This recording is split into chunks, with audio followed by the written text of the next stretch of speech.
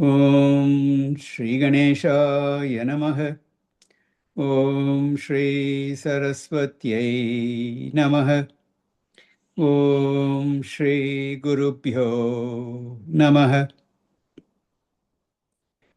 Sada Shiva Samarambham Shankaracharya Madhyamam Asmadacharya Paryantam Vande Guru Paramparam. Shruti Smriti Purananam Alayam Karunalayam Namami Bhagavatpada Shankaram Lokashankaram. Shankaram Shankaracharyam Keshavam Badarayanam Sutrabhashya Kritav Vande Bhagavantau Punah Punah. Samasta Jana Kalyane Niratam Karunamayam Namami Chinmayam Devam Sadgurum Brahma Vedvaram Sadgurum Brahma Vedvaram.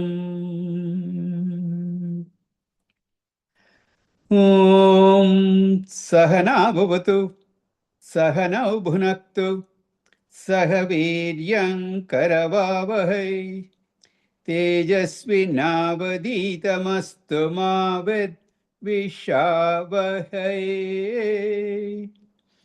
Om Shanti Shanti Shanti. Sarva Vedanta Siddhanta Gocharam Tamagocharam Govindam Paramanandam Sadgurum Pranatosmyaham. Sadgurum Pranatosmyaham. Hari Om. We are in the discussion of Atma Anatma Viveka, which is the seventh question of the 7 questions that the student asked. And this whole discussion is covered, rather lengthy discussion, from verse 149 through 211. And the verses 149 to 153 was an introduction. We had seen that earlier. And then it was followed by verses 154. It will be followed in verses 154 to 164. That is the section we are in right now, where the Annamaya Kosha, Atma Viveka, is taken up, showing this Annamaya is not the Atma. That is the topic right now we are in. And we saw the definition of Annamaya last class.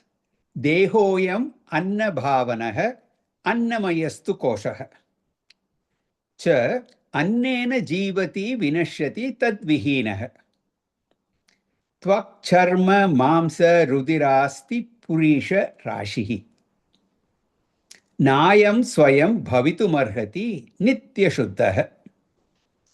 This physical body is Annamaya Kosha. It is born out of Annam, born of food. It is sustained by Annam.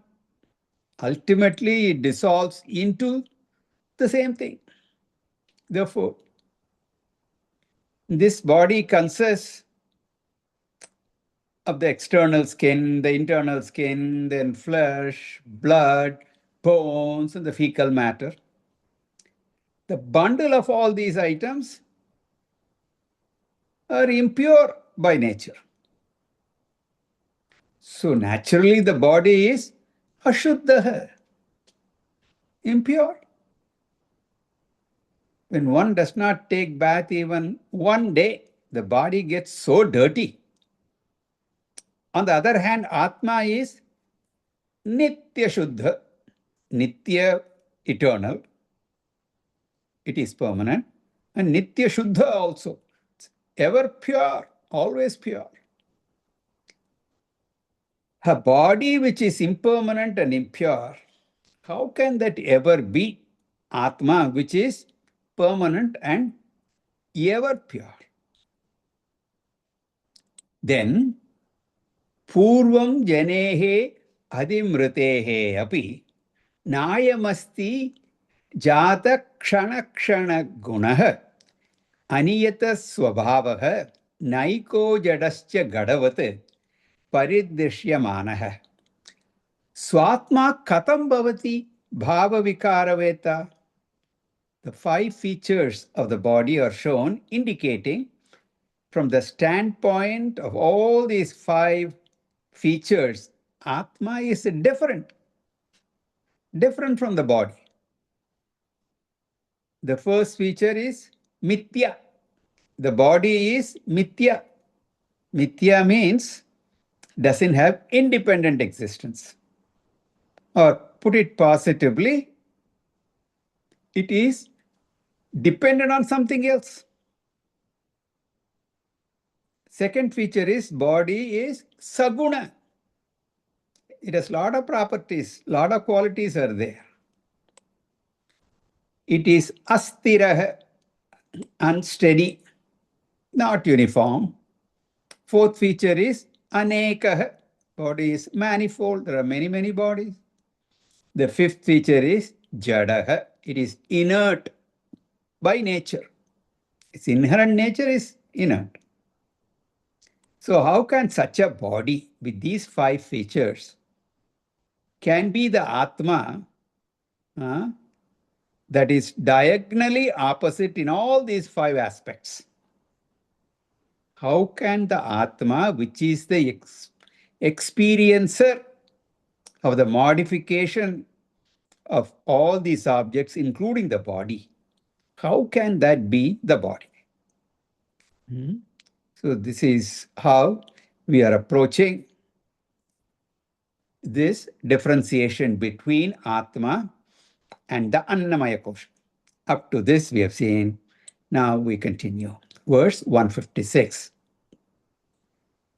Panipadadiman deha Panipadadiman deha Natma vyangepi jivanat Natma vyangepi jivanat Tattachakteranashacha Teranashacha Naniyam yo niyamakah Naniyam yo niyamakah Panipadadiman deha Natma vyangepi jivanat Tattachakter anashacha Naniyam yo niyamakah. So in this verse, 2 other features of the body are talked about. Number 1, deha savayavah, sa avayavah. Avayava means anga, parts or limbs. Many parts. The body is endowed with many parts. There are external parts like hands, legs, face, trunk. And then, of course, there are internal organs also are there. So, sa avayava means it is with parts, with organs, with division. Whereas Atma, consciousness is niraya vayavaha, without any parts. Organless, divisionless principle. Akhanda, like space. So that is one difference. Body is with parts, Atma is without. The second feature is body is niyamya, being achetana, being insentient. The body is controlled by another entity. Whereas Atma, it is chetana. It is conscious, it is sentient. So Atma is niyamaka. It is the controller. It is which controls the body. The inert is always controlled by the sentient. If there is a machine, it's a machine operator. If there is a car, it needs a driver. Huh? Yes, driverless cars are coming.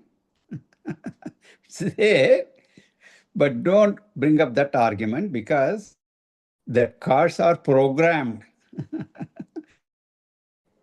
Some sentient, some intelligent being has programmed and still is driving the car.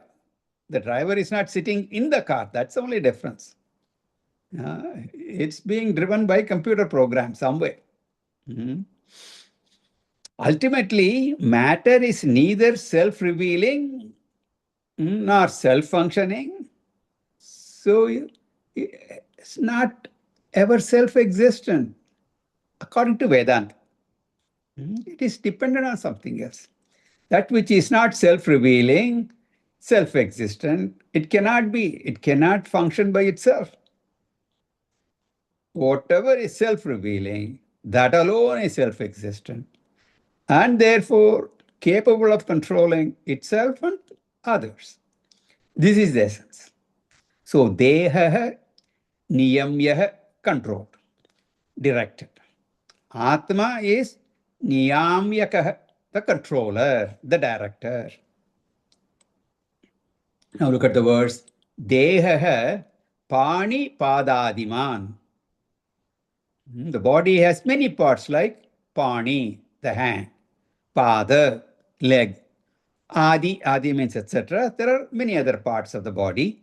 You have the hands, you have the legs, you have the palm, the fingers, your head, and on the head you have a nose and the ears and all that. Okay. If it is any of that, then you are in trouble.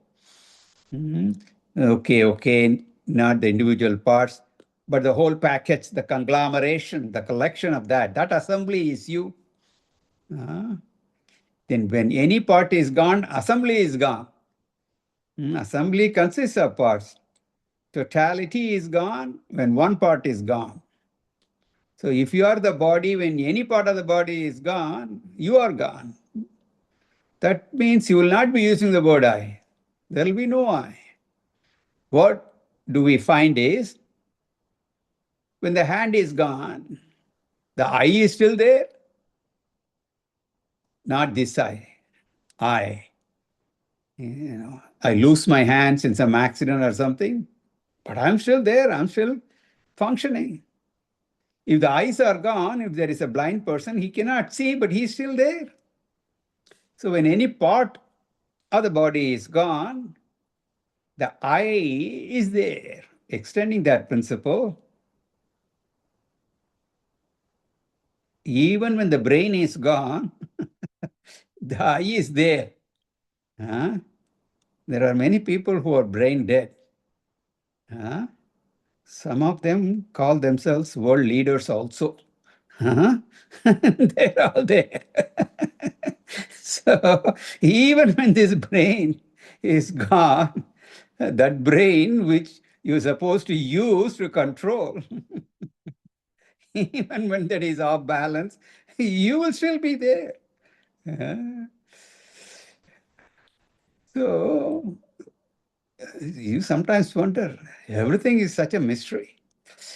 The Shastra says, you are neither the body, nor you are a mere assemblage of the body. Vi ange api jivanat. Because even when one or two organs are not there, I survive. Prashna Upanishads, there is a story. Mm-hmm. Each organ thinks, I am the greatest, I am superior. So they have a test. The eye gets very angry saying that I'm not being acknowledged. So says, I'm out of here. So he goes out for 1 year. It's an Upanishad story. Don't ask how all that can happen. Just go with the flow. He becomes blind, but his life goes on. He manages. After 1 year, the eyes come back. Then that fellow is able to see. And then life is going on as if nothing has happened. So even without the eyes, one can survive. Then the years go off for a year. Again, he survives, continues with his life. Similarly, the mind also went away. This fellow thoughtlessly lives like many people we see around. Therefore, Shankaracharya says, even without one or two organs, we exist, we survive. Not only that, tat tat shaktehe anashach. Even in the physical part of the body is gone, the shaktihi, the function of that part, like the hand or the leg, that power is not destroyed. This is a little bit of a subtler point. The power of our operation, the indriya, is not gone. The hand is lost in an accident, but if an artificial limb is attached, prosthetics are there these days, then with the help of that, the person is capable of operating. The artificial limb can be operated, the hands can operate, the legs can walk. There is even this phantom limb syndrome. Person loses the hand for some time, he continues to feel that the hand is there. Very strange. The hand that is not there, it will be itching. Where will he scratch? Tough. Therefore, deha na atma. Shaktiman is the Chetana Atma, the one with Shakti, that power, that faculty. That is Atma. So the body is Sa Avayavaha, with parts, but Atma is Niravayavaha, without parts, partless. Atma is then, number 2, Na Niyamyaha, not controlled. Atma is not controlled by anything else, but it is Niyamakaha, it is the controller. Thus, the feature of the Atma is stated. We have to connect it to body also later. So we say Deha Niyamyaha. It is not said here, but we should understand. Body is being controlled. It does not have an independent ability to act. Whereas Atma is na Niyamyaha, not control, but Niyamaka. It is a control. So thus Savayavaha, Niyamyaha are the two features of the body, and Nir Avayavaha and Niyamakaha are the two features of Atma. So totally 10 features of the body have been said 2 in verse 154, 6 in 155, and 2 more in 156. When you take these 10 features, the corresponding 10 for the Atma, you see them, they are diametrically opposite. So how can the body be the Atma? How can you claim this body is me? If you identify with the body, which can never be the same as Atma, that identification is called ajnana. That is, in ignorance, you say, I am the body. Shankaracharya writes in Maya Panchakam 5 verses on the glory of ignorance and delusion. Greatest delusion is making the impossible possible. What is impossible? These two things, the body and Atma, have 10 totally opposite features, and still we mistake the body to be Atma. One is totally different from other, but we take the body as the Atma. That is the ajnana mahima, glory of ignorance, Maya. Continuing, verse 157. Deha tad dharma tat karma. Deha tad dharma tat karma. Tad avastadi sakshinah. Tad avastadi sakshinah. Satayeva swata siddham. Satayeva swata siddham. तद्वैलक्षण्यमात्मनः तद्वैलक्षण्यमात्मनः देह तद्धर्म तत्कर्म तदवस्थादिसाक्षिणः सत एव स्वतः सिद्धं तद्वैलक्षण्यमात्मनः Tadvailakshanyam atmanah. Some of the features are repeated here for emphasis. The feature repeated is that the body is the object experience and Atma is the experiencer. Previously in verse 155, he said the body is drishyam and Atma is drik. Drishyam, the seeing. Atma is drik, the seer. The same idea is repeated in different words. The body is sakshyam, the witnessed. And Atma is the sakshi, is the witness. There, drishyam and drik, the same meaning here, sakshyam and sakshi. Now he says, Atma is the sakshi of deha. Tad dharma, its properties, tat karma, its functions, and tad avastha, the conditions. So properties like tall, fair, fat, functions like sitting, walking, talking, etc. And various conditions like a baby, youth, adult, healthy, sick, all that. These are the conditions of the body and that are all known.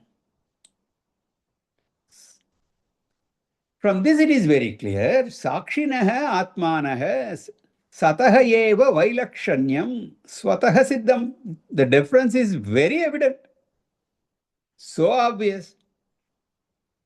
So the difference of the Atma, which is Sataha, remains Sakshi. The difference different from the body is Swatha Siddham. So very, very clear. So evident. When I see a table, I never have a doubt whether I am a table or not. Nobody looks at a chair and say, I am, they may be attached to that position. I am the chairperson. All that is there, but that's all figurative. Physically, that chair, nobody says I am there. Huh? When I see a cow, I never get a doubt whether I am a cow. Huh?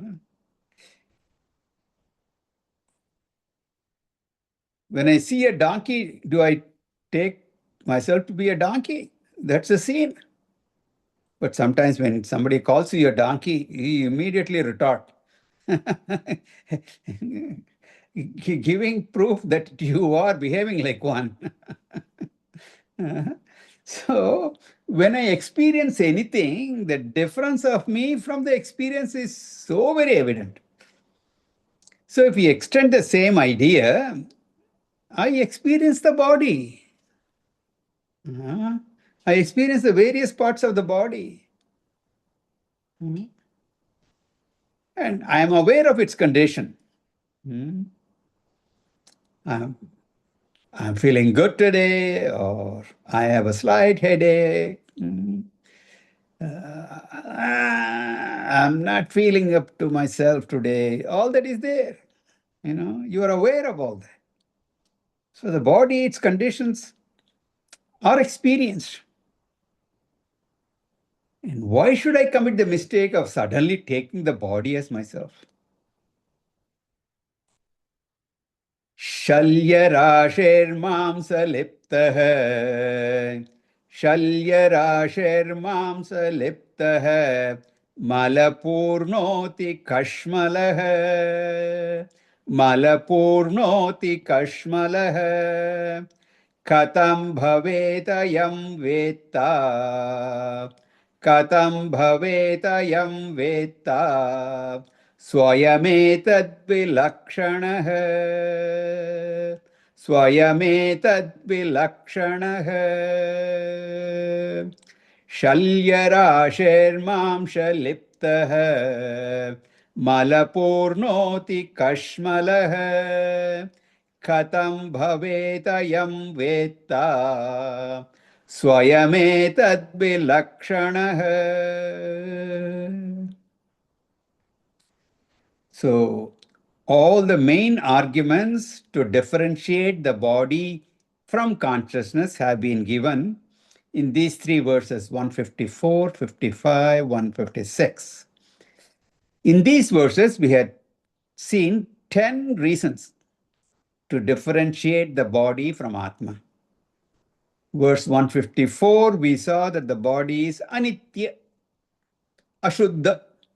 155, we saw the body is mithya, sagunah, astirah, anekah, drishyah, jadah.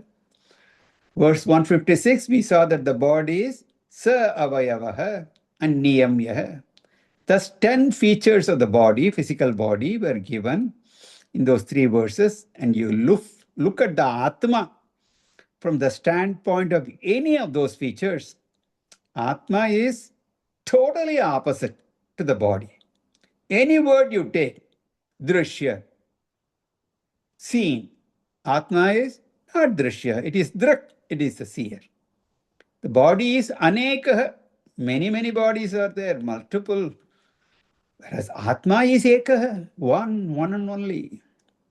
Savikarah, body is, it goes through so many changes, Atma is nirvikarah. So taking these 10 features, we can find that Deha and Atma are very much different. So with these three shlokas, the Deha Atma Viveka is over. The following shlokas are more an elaboration of those differences only. Therefore, it is easier to go through them. In this verse, 158, Shankaracharya highlights two aspects again. One is the body is ashuddha, Atma is shuddha. Body is drishyam and Atma is drak. Shankaracharya has driven home this point about the impurity of the body. We have seen it even earlier in Vivekacu itself, we saw that. We had seen that. And in other texts like Bhajagovindam also, he talks about that.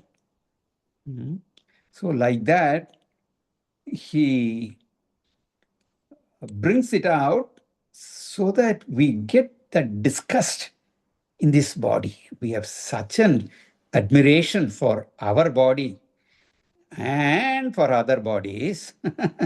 So he brings out, you must have such a revulsion for this body. How can you take this body to you? So he brings this topic over and over again. He says, Shalya Rashihi, Mamsha Liptaha. The body is made up of bones. A building structure is plastered with cement. The steel and all that is there, steel and concrete is there, and then you plaster it. Similarly, then this body, the skeleton is there. All the bones tied together, skeleton is there, and then it is nicely plastered with flesh. So the structure of the body is nothing but the bones, and then outside it's nicely put together with flesh. Then what is inside? In addition to that, what is inside? Malapurna, full of mala, impurities, waste matter. And therefore it is atikashmalaha, extremely impure, extremely dirty. Now tell me,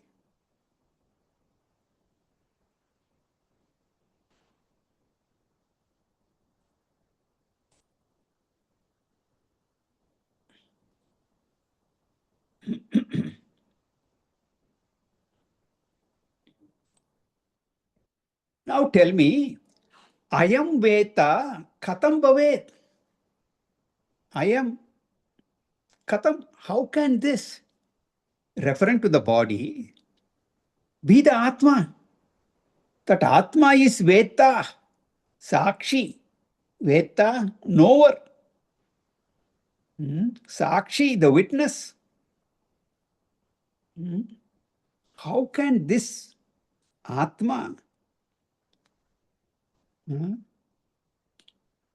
how can you make this body to be that Atma?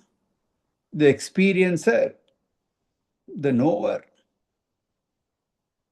How can the Atma, which is known to be Nitya Shuddha,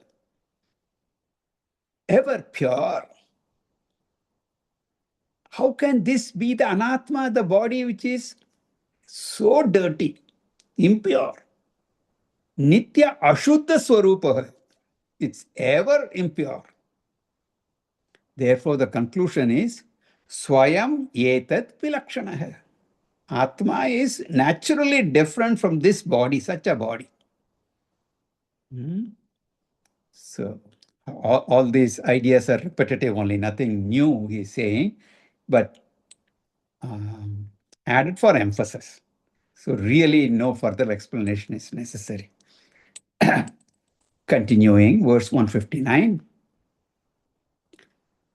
त्वन्मांसमेधोऽसि पुरीशराशौ त्वन्मांसमेधोऽसि पुरीशराशौ अहं मतिं मूढजनः करोति अहं मतिं मूढजनः करोति विलक्षणं वेति विचारशीलः विलक्षणं वेति विचारशीलः निजस्वरूपं परमार्थभूतम् निजस्वरूपं परमार्थभूतम् त्वन्मांसमेधोऽसि पूरिशराशौ अहं मतिं मूढजनः करोति विलक्षणं वेति विचारशीलः निजस्वरूपं परमार्थभूतम्. Same idea. So again a repetition. Moodajanah. aham matim karoti. Hmm. Only Mooda Janah, indiscriminate people, unintelligent people. And Shankaracharya is very fond of this word mood. He uses this so very often. Unintelligent. Uh,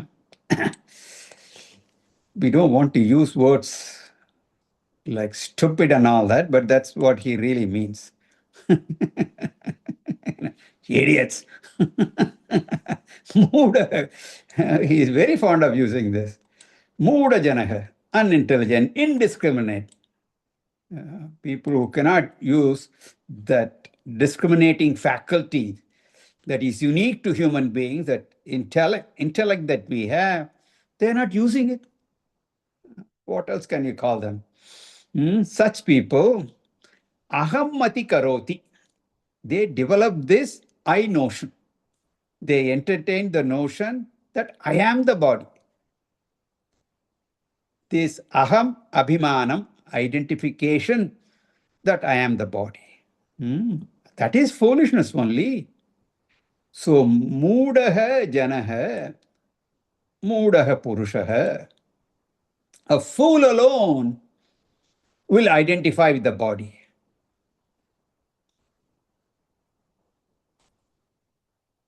If it is a worthy thing, if it is something valuable, everybody would like to claim that.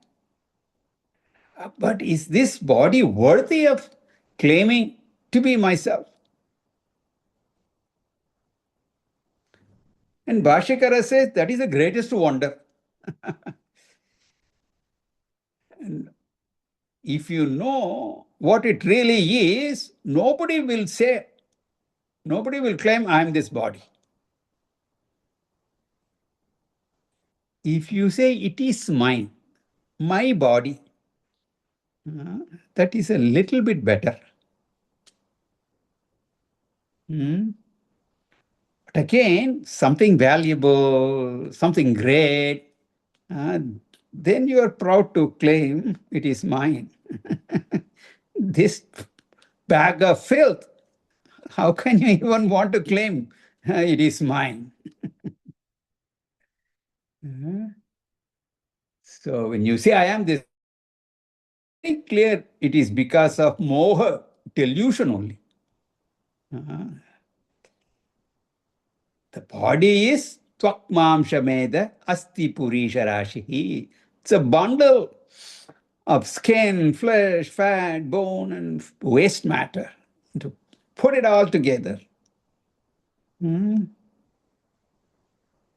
who knows this factor, how will he entertain the aham abhimana, the identification of the body? And I think I've given this example before. It's a very striking example. Most of you, especially the ones in the US, would know about Oprah Winfrey. The talk show host. And she had this problem, this issue with her body weight. So she went through this yo-yo phase. She will lose a lot of weight and then gain all of it back and all that. And on one of those shows, when she had lost a lot of weight, to drive home a point, she bought a polythene bag, and in that was all fat. She said, "This is how much I've lost." When you look at that, you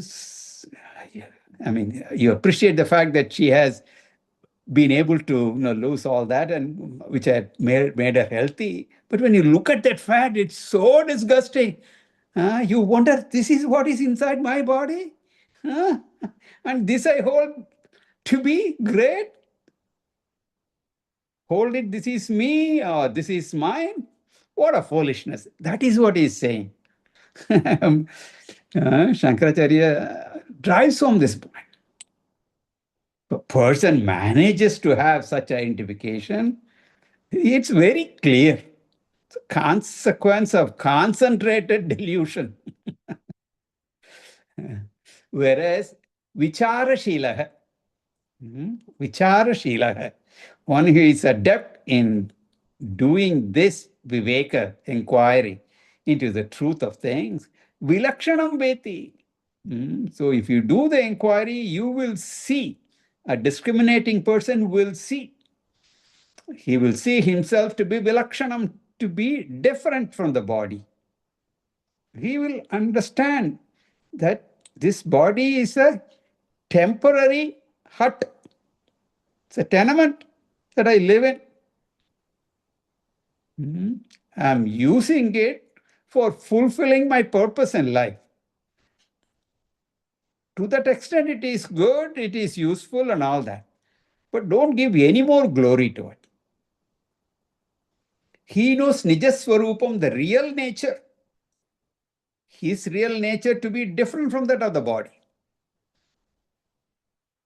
He knows that he is Paramatma Bhutam. He is the absolute reality, unlike the body. The body can never said to be real. Because when you do this inquiry, it gets reduced to some other thing. That which can be reduced to some other thing can never be real.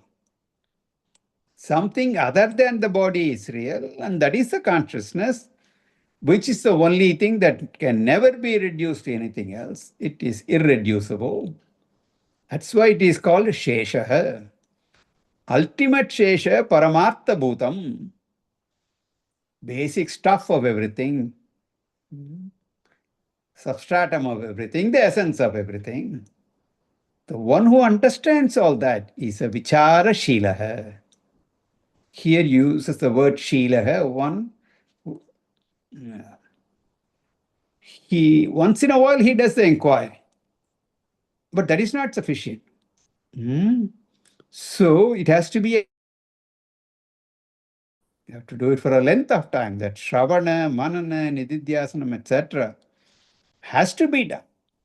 That process has to go with scriptural assistance, in conformity with the Shastra, and under a guru. All that is important. So if everything has to be reduced to that consciousness, the study of scriptures under the guidance of a qualified guru, that is required. One who does such an inquiry with such assistance, Saha Vilakshanam Veti, he will know the difference. He will know that he is different from the body. And that is what we are doing here in all these classes. That is what we are studying. So we are on the right track.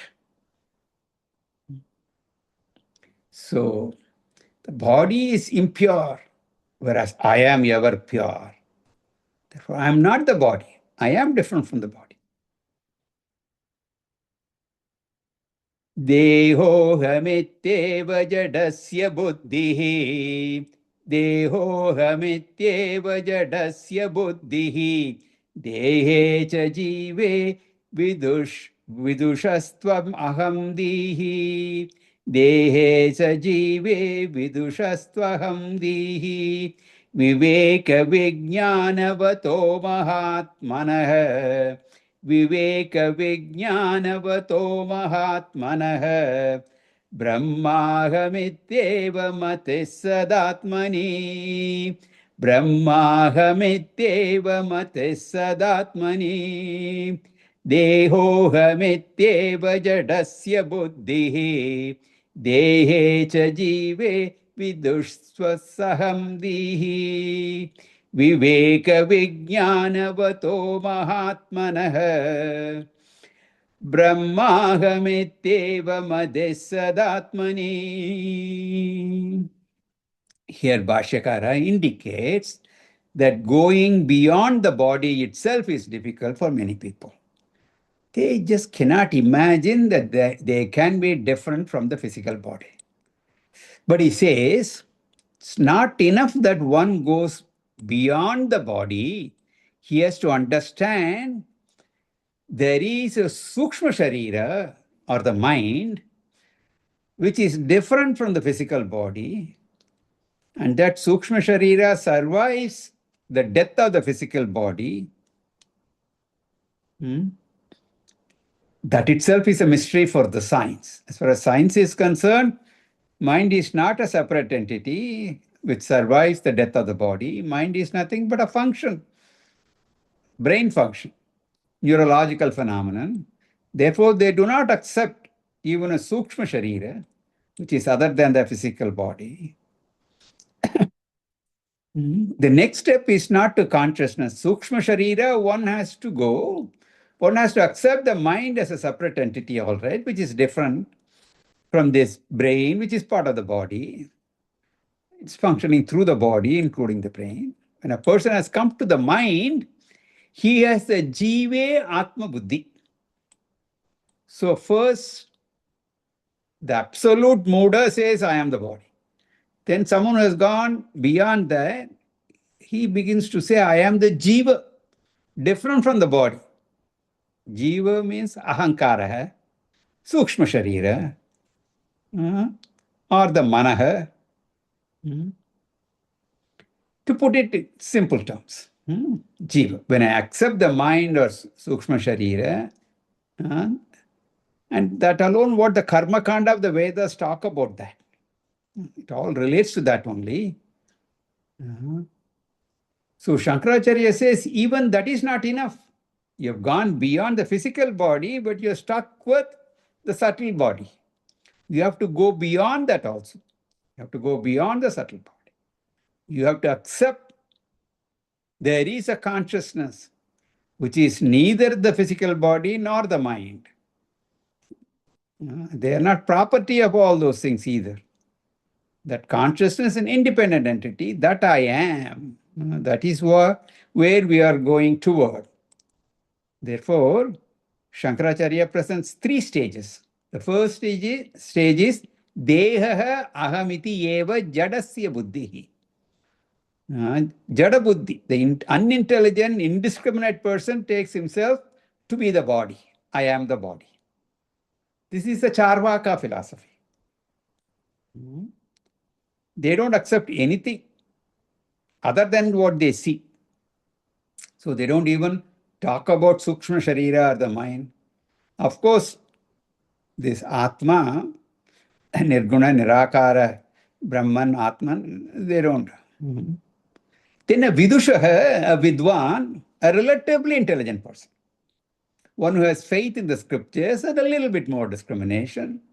Astika Purusha, Astika, one who has Shraddha in the scriptures, believes in Karma Kanda.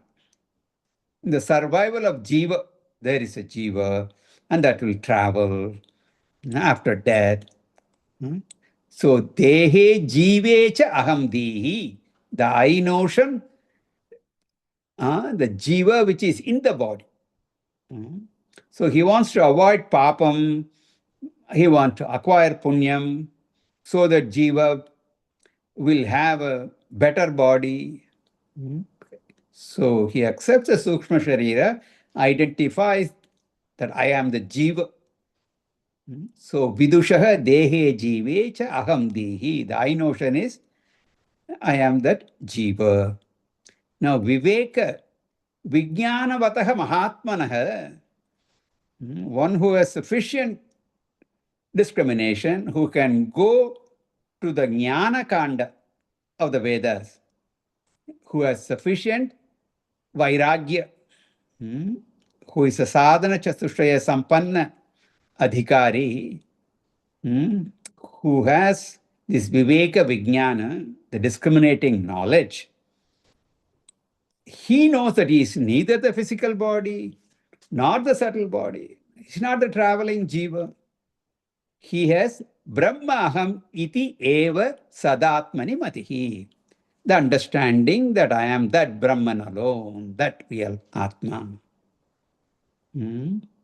He is the Viveka Vijnanavataha Mahatmanaha. Okay, so more of this we will see in the next class. Om Purnamata Purnamidam Purnat Purnamudachyate Purnasya Purnamadaya Purnamevavashishyate. Om Shanti Shanti Shanti. Harihi Om. Shri Gurubhyo Namaha. Harihi Om.